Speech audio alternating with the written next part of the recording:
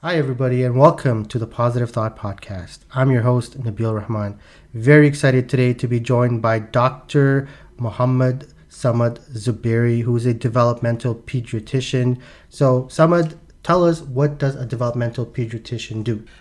So I'm a doctor, but I work very specifically in one area, which is really thinking broadly about developmental issues with kids after having originally trained in pediatrics. Right, and do you find the the vulnerability of the entire situation, right? Is it like, how easy are the conversations to have, and how do parents or referrals come to you, and how sensitive is that conversation, the initial interaction that you might have with the parent who might come to you for consultation perhaps? So it's a really good question, and part of it depends on the way in which they've ended up in my clinic.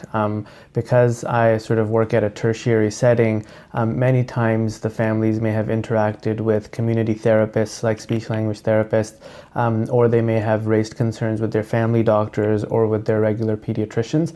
And so very frequently, different people have had different conversations with the family. So their readiness around thinking about developmental issues for their children specifically can be quite heterogeneous in that, some parents, I often say, will come to me as an expert. So they're coming to me without knowing much about development, and so they want me to really take the time to explain.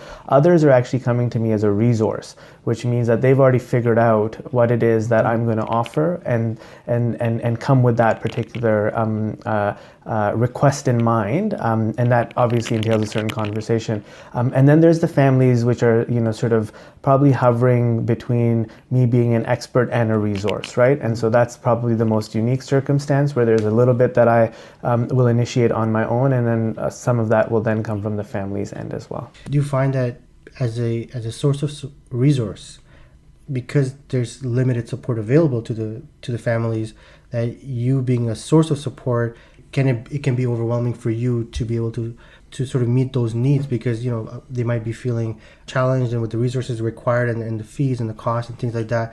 Do you find that there's a over reliance sometimes on the services that you're able to provide?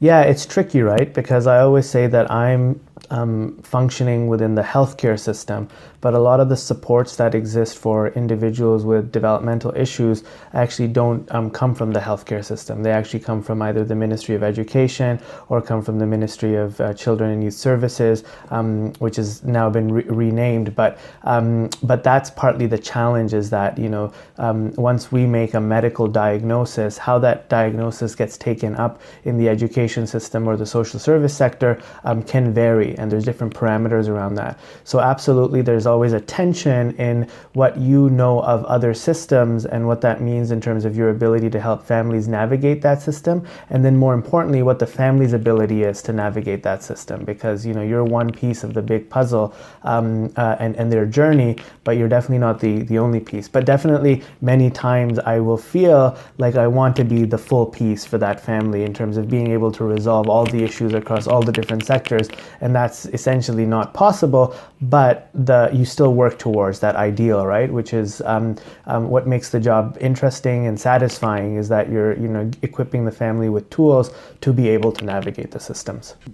Right, and in your experience, how well are these different factors and variables in organizations and ministries and organizations, how well are they communicating with one another to be able to provide families and children in that situation the best type of support and resources that they need? So it's a work in progress, right? I think in the ideal world, everybody, all the ministries and the programs that are run under the various ministries would be talking to one another. It's harder to implement in reality. And I think the effort is there. In terms of how well it is, one could really sort of critique that and say that there's a lot of opportunity for growth there in terms of shared conversations and just challenges that come with different jurisdictions. So for instance, a classic one is, a child who's been approved to receive behavior therapy for concerns related to their autism diagnosis aren't able to bring a behavior therapist into the school, because of jurisdictional issues, right? And the government is piloting things now where they're trying to look at ways to integrate better, but it's definitely not the reality right now, and so that creates an added barrier. Among the many hats that you wear, I know you're on the board of directors for is it the South Asian Autism Awareness Center, and I kind of wanted to have a conversation in regards to the impact of culture and sort of how it impacts the individual who's on the spectrum of autism or any other developmental diagnosis, and the families. Like, how important of a role do you think culture plays in the diagnoses and the treatment and in the resources and the support and the stigma that's out there? Yeah, it's a really good question, and I think that the biggest sort of thing that I think about when I'm considering issues of culture is what is our conceptual understanding of developmental issues across cultures. And I always sort of say that, there's many terms that we use, for example, in our practice that don't exist, for instance, in certain languages or certain ways of thinking. And so when you think about culture as a way of, a certain set of ideas, values, beliefs, and practices, the first and foremost sort of consideration is that within the culture in which somebody has been raised or brought up or lives or exists, what's their understanding of these issues? What are their theories or their hypotheses about what might be happening to their child, if even they consider that something is happening, right? Because that's probably one of the starting point, and that's pretty universal in terms of consideration. That there may be varied levels of acceptance, and so that opens up a window for a slightly different conversation. But I'd say that conceptual understanding of what developmental issues is can be culturally determined, and that can play a huge role. We also know from the literature and research that individuals that are from culturally and linguistically diverse groups are likely to receive diagnoses later of developmental issues, or they're likely to receive incorrect diagnoses. And so there's a whole set of sort of, issues that arise as a result of that. And so absolutely culture does play a role with regards to setting up challenges. And certainly lots of organizations such as SAC, the South Asian Autism Awareness Center, as one example, are trying to break into that space, right? To be able to address the stigma and the relative kind of concerns that communities might have around developmental issues.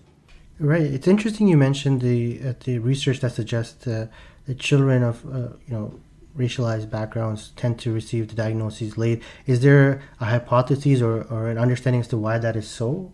Yeah, I think it hasn't been specified in its entirety yet, but I think part of it is related to just kind of the social and cultural capital that newcomer families or culturally diverse families may lack as they adjust to or think about their experience within a particular context, like the Ontario context or the Toronto context, for instance. So that's certainly an aspect. And then the other piece on the flip side is a lack of, maybe not lack is the best word, but perhaps challenges on the part of the providers to be aware fully of the nuances that can emerge within certain cultural contexts, in the ways in which we ask questions, the ways in which we take our histories, the potential inconsistencies that might exist on both the provider and the parent's perspective. All of those can play a role in terms of coming to a diagnosis or coming to a recognition that this is the issue. Right, and I think the delay in the diagnosis, which I think is very important, because providing a name to the the diagnosis itself can help you understand the parameters within it and the support that's available, right? And so the delay that happens in getting the diagnosis, do you find that the individual is over relying on a particular support system, like if it's a school-based and they haven't been diagnosed as yet, right? Then the school might be ill-equipped to support that individual, but yet they're the primary source of support that the individual has, and I don't know how much that's contributing to the well-being of the individual, or is it simply just an unhealthy environment for the child to be in because the diagnosis is coming so late, right? Yeah, I mean, there's so much in there, right, that you could unpack. I think there's yes, later diagnosis means later supports, just by sort of pure logic, because many times a lot of the funding and therapies are tied to diagnosis. Unfortunately, we don't exist right now in a world where you can say that you've got a social difficulty or you've got a behavioral difficulty. You often have to sort of say it's a social difficulty because of, or behavioral difficulty because of. And so, school systems and public sector programs rely on diagnoses. And so in the absence of that, that can definitely create an added barrier. And then it has that spillover effect. Mm-hmm. So you as the developmental pediatrician working with diverse families, like what strategies are you sort of utilizing to be able to break down some of the stigmas, some of the limited supports that's available? I know this is a loaded question, but do you find there are certain things that work in your experience and practice? I think I think situating a conversation with families around functioning becomes really important, right? So I always sort of say, we can be talking about all sorts of things within our four walls of a clinic space, but the real world outside the four walls demands of us the following. And so there's social demands, there are academic demands, there's a variety of different kinds of demands, and so how do we balance between what the demands are and the ability of the child to function within those demands? And so that often lends itself to at least getting into a place where you can start to think about developmental issues and at some point introduce the conversation about how to best describe it, whether that's with a diagnosis or not. Sometimes we don't get diagnoses, so that's possible too. And so I think, that's at an individual level. We often will rely on our colleagues to help families digest information. I think one of the biggest challenges that we've found is that we tend to, in medicine, use a very cookie cutter approach to come to decisions. And sort of conversations of culture should immediately sort of move you away from cookie cutter approaches, because the standardization is not a thing with culture, right? It's fluid, it's changing. Our culture is changing as we speak right now, right? In terms of our adaptability to technology and Zoom and all these things. So we need to appreciate that. And so that's the tension, is that on the one side, we're trying to standardize things, and on the other side, we're trying to cater to a very heterogeneous group, and sometimes we run into trouble doing that, right? Right. As you were speaking, I think it's so true that we're not homogenous anymore, right? And so the subtleties, the intricacies, and the multitude of variables that exist, and I wonder when you make a diagnosis to a family of color, a racialized child, does the family look at it as a diagnosis on the family almost, as opposed to just the child itself? Like somehow they're branded as the family that has a child with developmental disability, or... Yeah, I think that's where the intersection is with stigma, right? I think stigma in an individual who, from my perception or my perspective, might have a developmental disorder or a developmental delay or concern, is really me speaking to the individual. But but how that's taken up at the level of the family unit, absolutely. I think that if we think about stigma, at least my kind of take, based on even the question that you're asking, is that it's a familial experience, right? And so accessing services or resources, sharing even a diagnosis with grandparents. People are studying this, right? About what role do grandparents play in accepting the developmental diagnoses of a child with a developmental disability, and whether they're first generation, second generation, right? Like there's so many variables there. So absolutely, I think it does go back into the family unit, and obviously the definition of family can vary from community to community, but it certainly does play a role. When a family plays a role, right, there's this element that it's solidarity, right? It's that everybody's in this together. But I think sometimes with stigma, what stigma does is, instead of the solidarity piece, it's the alienation piece, right?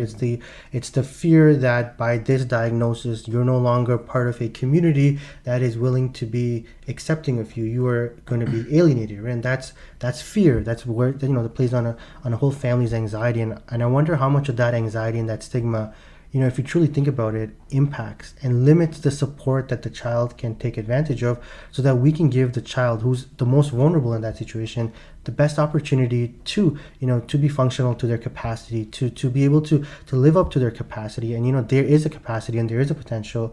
But I wonder almost how much that anxiety of the family based on stigmas kind of plays into limiting the support that a child can take advantage of. It's probably huge, right? I think that there's a lot of work. So even SAC, the kind of work that it does, is in parallel to supporting the child. They support the mental health and the acceptance of families, and the acceptance journey. A lot has been written about that. Can really vary from family to family, parent to parent, even within a family. And so I would say that one of our fundamental recognitions recently has been around the anxiety that can be created in response to receiving information about a child's development that may not be following a typical trajectory. It's very interesting. And now, not to put another, twist to the story here, but with COVID-19, right? We have this unanticipated, unexpected, completely uncontrollable challenge, right? That now families and children with, developmental diagnoses are sort of experiencing. What has been how are you practicing? Are you still meeting with your patients? What has been your experience during COVID-19? And what are some of the trends or challenges that you're noticing families and children having during this time? So I think definitely there's been a change in practice. So within the field of pediatric rehabilitation, in which I work, everything has moved virtual. And virtual is often a combination of either video conferencing or telephone encounters. There's certainly a subset of those families who we are able to access, and a number of families we aren't able to access. And that, certainly speaks to some of the challenges around, who is able and available during these stressful times and uncertain times to be able to connect. Most families have been very grateful that they've been able to connect with a provider. There are limitations in terms of the supports that can be provided right now, because there's varied available healthcare force, for that matter, because of just the demands of COVID. And so I think we've shifted to trying to engage with families as much as we can during this time, and provide some level of support and connection. Obviously, it's not the same when meeting in person, but on the flip side, some families have said that connecting through a video call is much more simpler than having to book a day off of work, take time off of other important commitments, find parking, drive, use transit, right? All the other layers and costs that go with that versus coming onto a phone call. Now, not everybody is able to do that, right, because of access issues. So definitely the practice has shifted. And the connection is still there, but it's forcing us to think creatively in our own practice models. Right, and you touched upon something very, very critical, that even in situations that's challenging, such as COVID-19, and the limitations that might result in as a result of seeking access, even there, for there are silver linings, right? So you can look at the lack of physical appointments being set as a negative, but for some families they're looking at the convenience of being able to have a conversation over the phone. Now, obviously, that maybe an in-person conversation might yield different types of results than you would over the phone, but there are the benefits such as access, right? Access is increased by being over the phone without having somebody call in sick to work.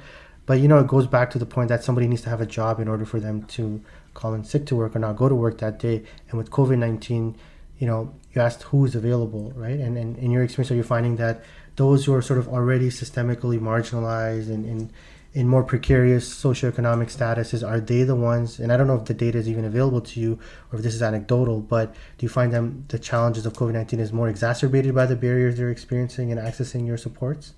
I think it's variable, and you're right. We don't have that data right now, and maybe we will in the near future to look at those specific trends. But I do find that families that would have relied on interpreters, for instance. Although interpreter services are more easily, are still virtually available, coordinating that can be tricky. And so that does widen some of the gaps that we might traditionally think about already exist because of a number of different other considerations. And then some families, I think, are genuinely, struggling to balance between the sudden change in all of their roles, right? So with parents having to assume positions of teachers now within the home environment, that, and you can imagine that if a family is new to Canada, or for instance, and is having to now navigate the school system within their home environment, because that's what the kind of informal or formal expectation is, again, those can continue to widen opportunities. So, I was reading something the other day where, there's a whole generation of kids now that may potentially fall behind by a year or two in their academics just by virtue of the circumstances. And if you factor in developmental issues within that, that creates a whole other layer. Right. In the interest of time, and this is a great conversation, I think we can talk forever about this. What advice would you give to parents right now who have children who, as a result of the physical distancing that we're sort of in, are finding it difficult for their children to not have the same routine that they might have had before COVID-19 started, and what advice and some kind of suggestions or tips would you give them so that they can adjust and sort of acclimate to their new environment? Yeah, I think the first thing is that, as professionals, we want to acknowledge that this is a new environment and a new reality, and it's stressful. So I think just the acknowledgement of that we're not here to suddenly magically provide some alternatives that are going to make everything back to where it was. I think we're all navigating kind of this new normal that's likely going to emerge from this. But I think it does lend itself to some creativity. So my first advice would be as parents and as caregivers, think about, what are creative ways to engage your child that you may not have had an opportunity to do before, and perhaps the routine that you were always used to, which has now been disrupted, how to adjust that routine with some creative activities, outings, walks, as long as maintaining the physical distancing rules, I think are important. And then, continuing to maintain connections, I think, is important. So many families talk about leveraging technology to, see friends and family, and I think that's important. And using that again as an opportunity to practice certain skills, right? So we had a family who was asking that, my child's not in therapy anymore because of COVID. Is that going to cause regression in their development of successes that they already had? And yeah, the answer to that would be is that yes, in the absence of practicing a skill, you may lose it because these are children that generally will struggle with that, and you want to work on it regularly. But create opportunities for them to practice. So it doesn't have to be intensive, like you're not doing it for 8 hours a day, but if you can even find half an hour or 15-minute, small chunks, that can be quite helpful. And then I always emphasize that, if parents are struggling in terms of maintaining that balance, then they should also seek out help, right? And that's something that's important. To look after their own mental well-being is equally important as looking after their child's well-being. Absolutely. Thank you so much. This was immensely beneficial. I hope those listening are able to take